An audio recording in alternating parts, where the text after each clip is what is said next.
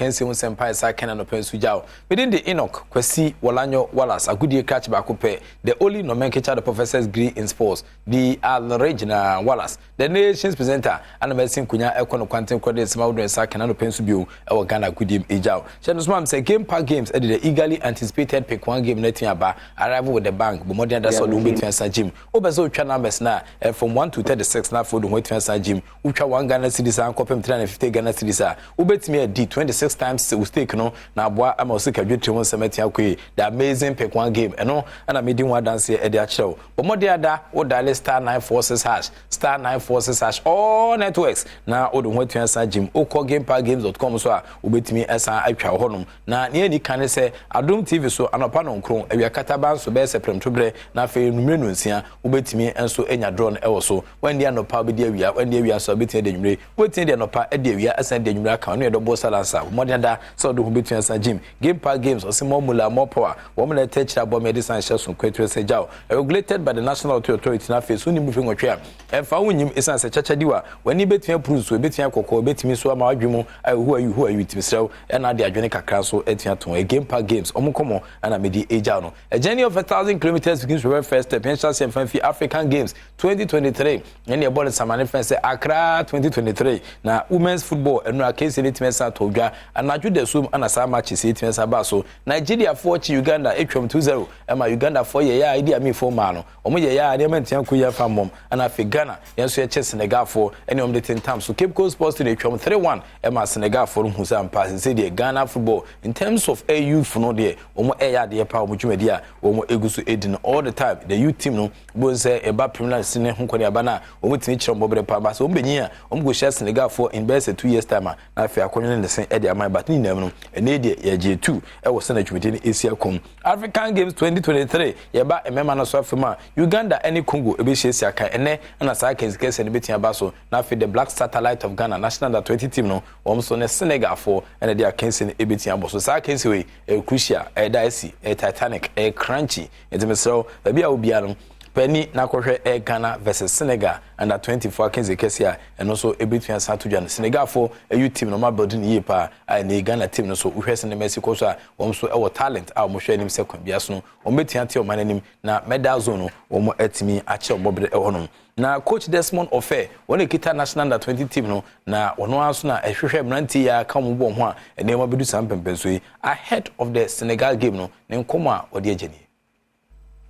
We are looking ahead to the future with open arms, and whatever comes, we'll be ready. It's going to be a very difficult game on Tuesday against a very good side. For us, once again, a very tough opponent. Senegal is a very good team. They did really well last year in the AFCON, both under 17 and under 20. Went to the World Cup, represented the nation well. 1 lost and 2 draw. So Senegal is a very well-structured football nation. They are building something very significant, something very special. And for example, I think 2 of the players are playing the A national team, and one of their players that went with under 20s were sold to Chelsea for 20 million. So it shows that they are doing something really impressive. And basically, we are also trying to reignite what we are known for. We are also in a rebuild, and as for my players, they are very well rested, no injuries for now, and we are preparing really hard for the game. Semis, there's no luck in semis. For you to reach the semi-finals means that you have done something right. And we know Senegal is a very good side. For us, I think we have to stay true to ourselves. What we did in the past games, we have to replicate, but also multiply. So it means that we have to be more intense, we have to be more tactically aware, we have to be sharp in the duels, take care of the ball more, and be very well organized. And that's what we stand for, but we just have to improve. And I think we're improving by game, but we have to stay focused and focused. Enti neseni abano no efa eye mranteni team no ene ana Ghana under 20 ene Senegal under 20 wɔn de akensi no ɛhyehyɛ so but quickly yɛsan fɛ ne ntimi ɛsan kyɛ menura athletics ɛhyɛ ase okroma na ɛnya asɛm ketewa kora wohwɛ sena nneɛma ɛsiti a na ɛsɛ Ghana mmeranteɛ no etu mirika brane na Ghana ni abranteɛ fɛnse Benjamin Kwaku Azamati Presec boy ana ne okopie lego ana for the ne ntimi ɛsan kyerɛ abrochi nti school no ɔkɔ ana ɔsan tu mirika brane ɛdema Ghana no a ɔkyɛ ne bɔbere pa na fe Barnabas Aga ɔno so ntimi ɛsan kyerɛ ne bɔbere ko through to the final of the men's 100 meters event and also ntimi ɛsan to dwa no Aga cruise into the final no coming second was semi-final hit 1 with 10.46 seconds and with me there's Eddie Kapazamati and so claim on the spot another meters final no after so finishing second in the semi-final hit 2 was 10.41 seconds there's one more time no na nessa in the women's events no Mary Boache and so qualify for the 100 meters final na Bonia Koma na hwesna me kabrane esi course to me kaso kwadwu and hit no and it means to dwa no Oma omonim America tum kakram so hit ni tinase ahoden no mreze conserve kakra aje so mhwe nim se race na kasa popom betun asade na di hono but hwese na Mexico so a hit no so ojire ho na ho yehu oda se me race na kasa nim so bia ba be hyewa ono kra dia yem hye kra eka track nim e wosene ne ma esi course but ne course ni na yenkomu bion dia na se armrest na mo ba se mo eden na mo nche mo eden tisa apostle na nra wo so kire mo bere pa de Ghana mo nya 41 medals nti hu se Ghana ye de yesuku medal table no so there's a arm wrestling and am 41 solid medals and na ma akushien e wo so no na ohwema captain Edward Yamwa Asamwa ono ebepim ha na afen so Gordon Saki wo mo ene kire mo brepa mo gi gold medals na ohwesen ne ma ACT a ene samrantie so e kasa mo nkomuni yeah gold medal we a gold medalist wow and unya gold medal asan minya ba kone bronze one gold medal and 75 kg yeah wow na ba bronze bronze no yeah left and right okay pija na left and right okay left and good wow bronze right yeah, bronze yeah. Oh, okay very good I think what change dem here to left no e can say right no me we lefty yeah wow pija fache camera na man for good no una near be ska be bre good no agene sa no na bronze no ha ma fu bronze ni na wow be e kra fa good kom why to bo ase fa good kom ma me ma bo Ghana pa ma ya di o mo ke ko fa me da si ma ya di pa wow nti wo mate ne te won ka se wa di bronze ni good so ma te na so far me you be like me call out me show me niama yeah after everything omo frame me say omo hu me say na me say okay ebe yampa but me share that voice out yeah when na about TV so dey obi abi hu omo ya go say ampa say waji good back no aje easy capito na bia mo kore capito so good as a good nko na oji unya gold 2 gold medals 2 wow I know you left and right now it means I will left and right in aka me right car but me left here me change gear cry din it's no tell why there pa two nya gold 2 left and right ni na nje nti wadama also page na my cameras na ehwe ha ti good good na wa jenesa no gold medal I'm wrestling mo ba se mo dene and I just say waji gold medal kama pa e de ama Ghana fo na mo ya de nti we de wada ma fa gu komu obi am se ska ukọ na de ba fia na ha gu komu e mo ba ko kra ma so de to mi komu a se nkenye bad ho mo fa fa me kakra sa eja gold no Ghana de dia say Ghana dia say dia anti good na edam komu sare edam komu befu no good right now the man left no me na eba kon okay the man say right now the man right in the car who the future of arm wrestling saying captain arm wrestling future is very bright because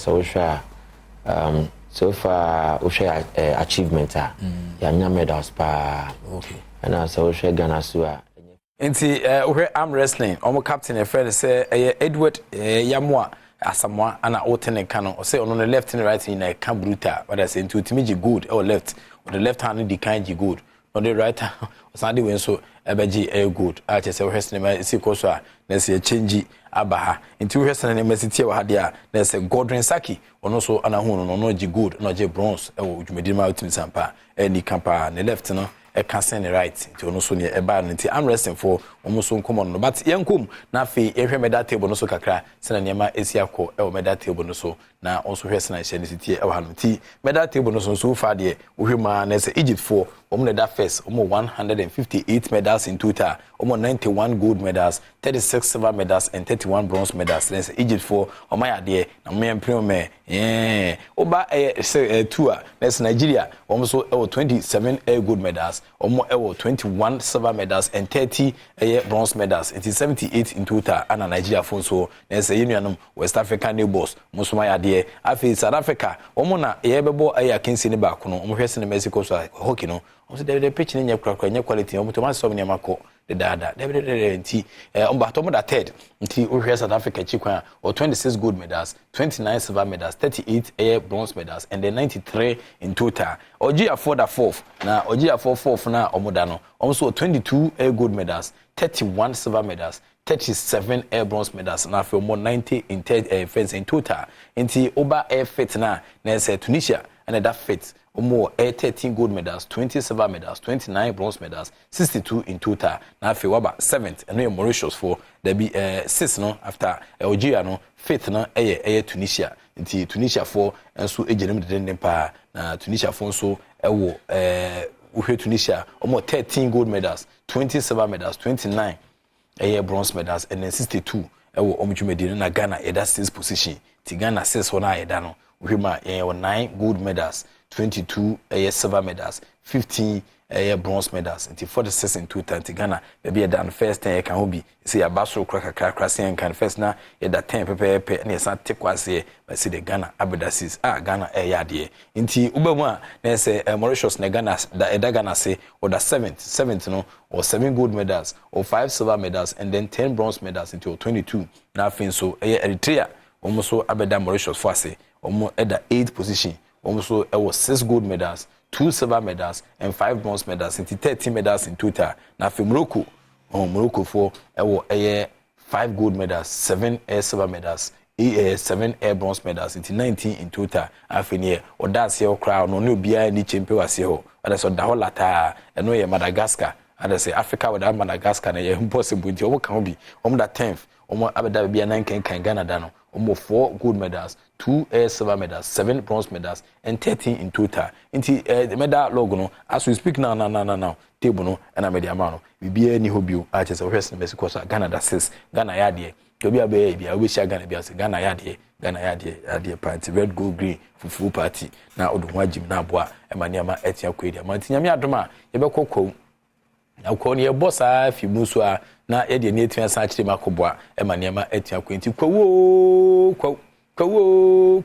me adoma ko be de so ase nti misrew na we share Adom crew no ko na ye de ne ma pa bebre na ana ye de ba ko na aboama afisu ko no ai kra behwe but on the 1st of April so West Mexico so afufu party ewo hanom ye bodwa data enka ne na efre ha Fanofa street by say no ha numu Yaute street ohene ana oti krum ha no ono ye di ne Atu street ne so ha nti oba a wo hwe akiri kwan na wo ye ya so hwe numu Yaute street ha ne wo behu ye nti abodwa data oba afo asan kabra oda se no anse yegu ufufu so ama na so oba ba nti fufu party ebe de wa ha ti ana oso aba bi na wodo ho atiansa bagim first one the second one the ne ba nso be de asene abayina nti ana waba bi pa na enwa atebere nwa pa mpemfo popo chese gini ne akakaduru ne ma ye de aba no enya asem ketwa kra ha be de kokomeme be de pa nti ana oso watimi ababi but nyenkomo biu na se Ghana Premier League week 22 House of Folk 2 na fi Heart of Lions 1 no so 49th minute ana Brantes Salim Adams ana fi so Lenda Mtingi